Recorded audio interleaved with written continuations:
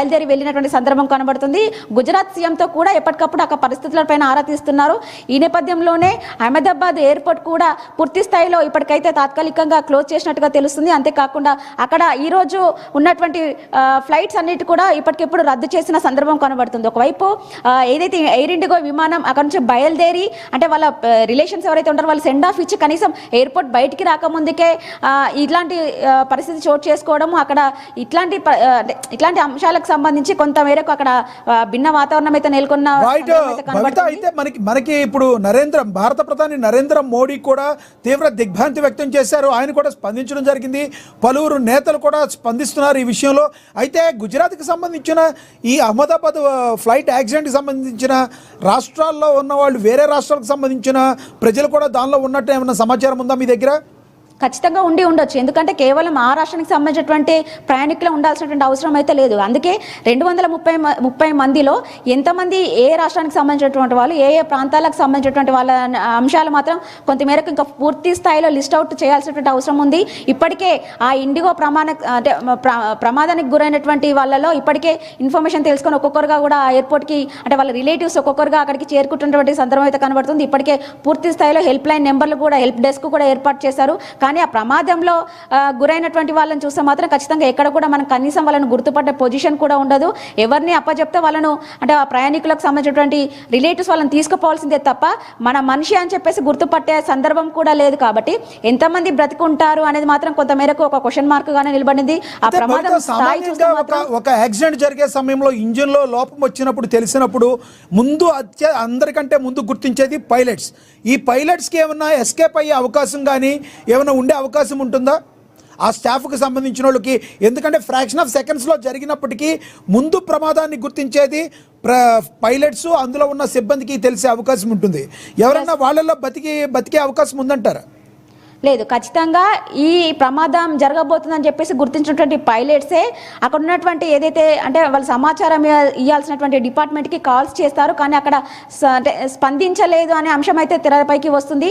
వాళ్ళు emergency landing కోసమే అంటే ప్రమాదానికి గురవుతున్నామా అని చెప్పేసి గుర్తించే పైలట్స్ అక్కడ ఉన్నటువంటి సిబ్బందికి కాల్ చేయడం, కానీ వాళ్ళు ఫోన్ స్పందించకపోవడం, వెంటనే ఈ ప్రమాదానికి గురి కావడం. అయితే వాళ్ళు ఒకవైపు ఉన్నటువంటి ప్రయాణికులను ఎప్పుడైనా కూడా పైలట్స్ సేవ్ చేయడానికి ట్రై చేస్తుంటారు. ఉన్నటువంటి ప్రమాదాన్ని ముందస్తుగానే గుర్తించి వాళ్ళకి ఎమర్జెన్సీ ల్యాండింగ్ కూడా ఎప్పటికప్పుడు ఇస్తున్నటువంటి సందర్భం అయితే ఉంటుంది. ఈ రోజు ఈ జరిగినటువంటి ఘటనకు సంబంధించి కూడా ఇంజన్ ఫెయిల్యూర్ తెలుసుకున్నటువంటి పైలట్స్ అత్యవసర ల్యాండింగ్ కోసమే సంబంధిత డిపార్ట్మెంట్కి కాల్ చేశారు. కానీ అక్కడ ఎలాంటి అంటే సిగ్నల్ లోపమా తెలియదు, ఇంకేమైనా ఇతరత్ర కారణాలు ఎదురయ్యాయి అనే విషయం మనకైతే క్లారిటీ రావాల్సి ఉంది. కానీ ఆ కాల్కి మాత్రం స్పందించలేదన్న అంశం అయితే బయటకు వచ్చింది. అయితే ఈ నేపథ్యంలోనే ఆ కాల్కి స్పందించకపోవడము, 2 ఇంజన్స్ ఫెయిల్ కావడంతోనే అత్యవసర ల్యాండింగ్ చేయాల్సి వచ్చింది. కానీ ఆ ల్యాండింగ్ అనేది మనం ఎయిర్పోర్ట్ నుంచి కొద్ది దూరం వెళ్ళిన అంటే ఫ్రాక్షన్ ఆఫ్ మినిట్స్లోనే ఈ ప్రమాదం జరగడం అంటే జనావాసాల మధ్య జరగడంతోనే ఈ పెద్ద యాక్సిడెంట్ జరిగిందని చెప్పేసి మనం చెప్పుకోవచ్చు. ఎందుకంటే ఓపెన్ ప్లేస్లో జరిగితే మాత్రం కొంతమేరకు ల్యాండింగ్ చేయడానికి మనము విజువల్స్లో చూస్తే ఆ ఫ్లైట్ యొక్క వీల్స్ కూడా పూర్తి స్థాయిలో అది పైకి అంటే క్లోజ్ కాలేదు. అంటే టేక్ ఆఫ్ అయినటువంటి కొద్ది మినిట్స్లోనే ఈ ప్రమాదం జరిగింది. కాబట్టి మనకు బయట కూడా విజువల్స్లో కనిపిస్తున్నాయి కొన్ని ఆ ఫ్లైట్ యొక్క వీల్స్ కూడా లోపలికి పూర్తి స్థాయిలో వెళ్ళలేదు. మళ్ళీ ల్యాండింగ్ ఎమర్జెన్సీ ల్యాండ్ చేయాల్సినటువంటి సందర్భం అయితే వచ్చింది. అయితే కొద్ది దూరం ప్రయాణించిన తర్వాత ల్యాండింగ్ చేయాల్సి వస్తే మాత్రం ఇంత ప్రమాదానికి గురయ్యేది కాకపోవచ్చు. ఎందుకంటే పూర్తి స్థాయిలో జనావాసాల మధ్య జరగడము, అంత ఎత్తు నుంచి కింద పడడం, ల్యాండింగ్కి చేయాల్సి వచ్చింది కావచ్చు. ఫుల్ ట్యాంక్ లెవెల్ అంటే ఫుల్గా ఫ్లూయల్ ఉండడంతోనే అంత పెద్ద అగ్ని ప్రమాదం సంభవించింది.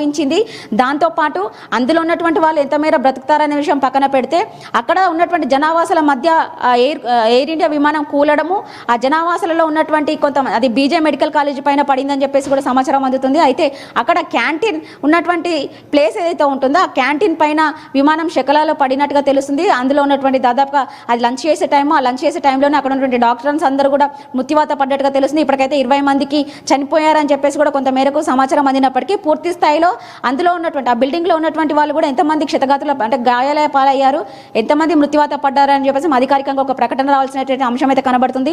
ఇప్పటి వరకు కూడా క్షతగాతులను ఎవరైతే హాస్పిటల్కి తరలించారో అది విమాన ప్రమాదంలో ఉన్నటువంటి వాళ్ళు కాదని మాత్రం ఒక స్పష్టత వచ్చింది. కేవలం ఏదైతే అంటే విమానం ఏదైతే ల్యాండ్ అయ్యిందో ఆ బిల్డింగ్స్ పైన ఉన్నటువంటి ఆ బిల్డింగ్స్ పైన ల్యాండ్ అయింది కదా, అక్కడ ఏదైతే ప్రమాదం జరిగిందో అందులో ఉన్న బిల్డింగ్స్లలో అక్కడ ప్రమాదానికి గురైనటువంటి వాళ్ళనే ఇప్పటివరకు అయితే క్షతగాతులను హాస్పిటల్కి తరలించినట్టు తెలుస్తుంది.